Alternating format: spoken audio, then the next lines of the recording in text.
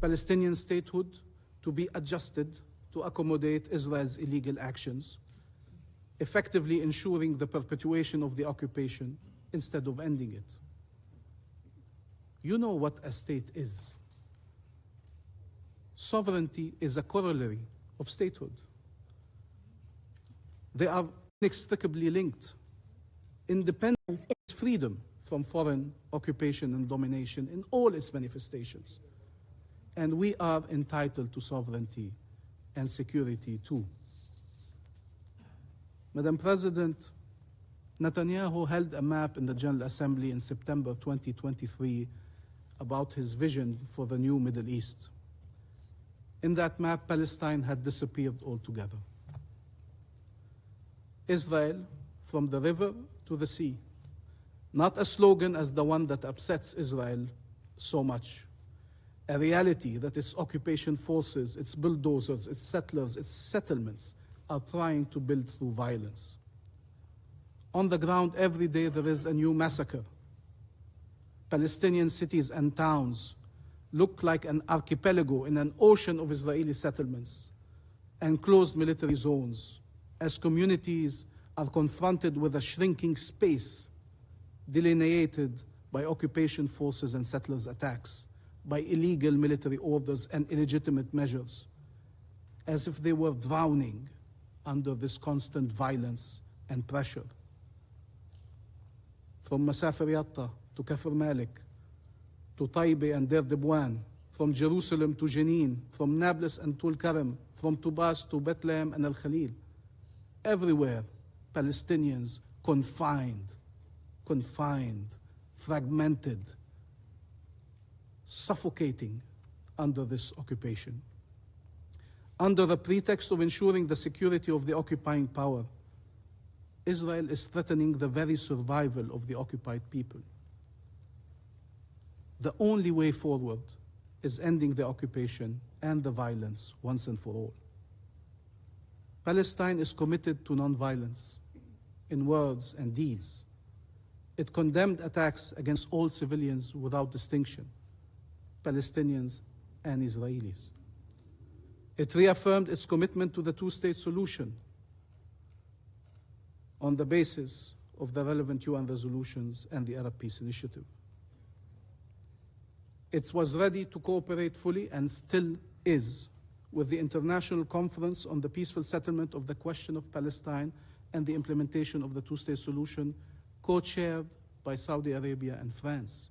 And it started by spelling out its commitments in a letter of President Abbas to President Macron and to the Crown Prince of Saudi Arabia. And we are acting upon these commitments. But we also have rights that need to be upheld, and that is what the letter affirmed as well. We implemented reforms exceeding expectations in impossible circumstances. You know, we are asked to do a lot, and we are saying we are ready to assume all our responsibilities, including in the Gaza Strip, to ensure sole governance and security responsibilities, to have a monopoly over governance and weapons. And we are being denied our ability to do that, to deliver to our people by Israel. You have to help us get rid of the shockhold that Israel has over us, politically, militarily, physically, and financially. Imagine a government that would have to deal with daily incursions by a foreign force, by forces and settlers, into their towns and cities, day after day. Imagine if your resources were being stolen, your natural resources and your money. Israel is withholding $2.3 billion of Palestinian revenues. That means that we have been unable to pay to most of our public employees the equivalent of several months of salaries. Imagine in your countries if you didn't pay for 1 month the salaries of your public employees, what would happen? You know what Palestinian civil servants are doing?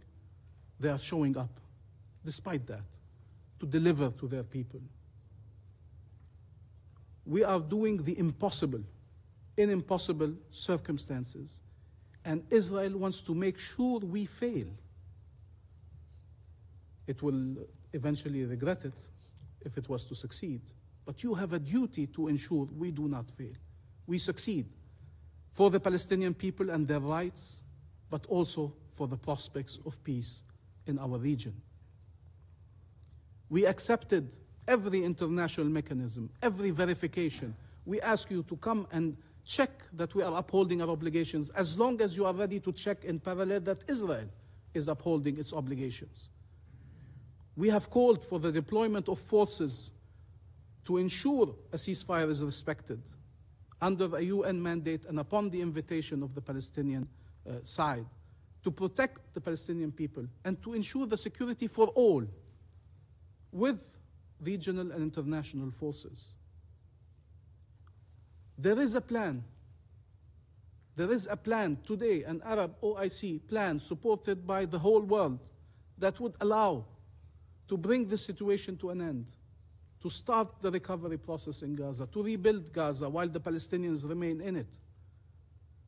Israel is undermining all these efforts, the international efforts, the regional efforts, the Palestinian efforts. None of these decisions we are making are easy, especially when Israel is sparing no effort to destroy our state and to harm our people. I urge you not to take us for granted, not to take these decisions for granted. I urge you to help us demonstrate to our people that there is a peaceful path to liberation. If they lose that hope, you cannot imagine the reverberations. We need to demonstrate that there's a peaceful path to liberation. Israel wants to convince them that there's no path to liberation because it believes they will then disappear, either by being killed or being displaced. That is a horrible bet, that is an inhumane bet, and that is a crazy bet that endangers the security of everyone. And it cannot be allowed to continue. Calls for ending the killing in Gaza, ending colonization, upholding international law and the relevant UN resolutions must be accompanied by actions that allow the achievements of these goals, including in line with the determination of the International Court of Justice. We are asked to restate and prove every single day our commitment to nonviolence and the two-state solution, while the other side is unleashing brutal violence against our people and is destroying the two-state solution. There is nothing that will allow to justify the double standards of demanding Palestinian pacifism while justifying, fueling, or even tolerating Israeli militarism. That is not the way forward.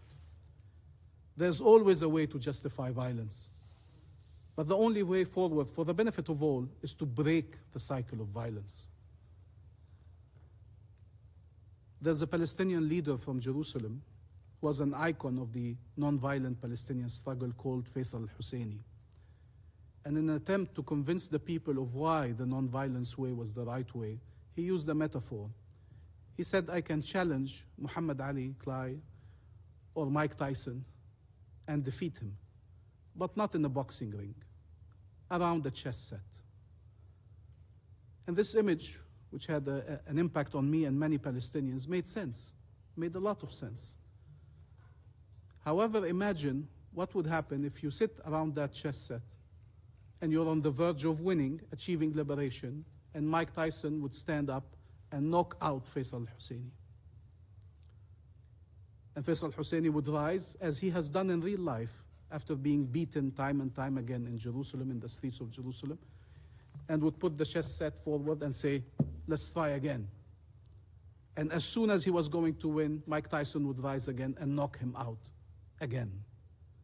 Don't you think that some of the people observing the scene would say, why doesn't he swing at him? Even if it sounds crazy given the asymmetry of power.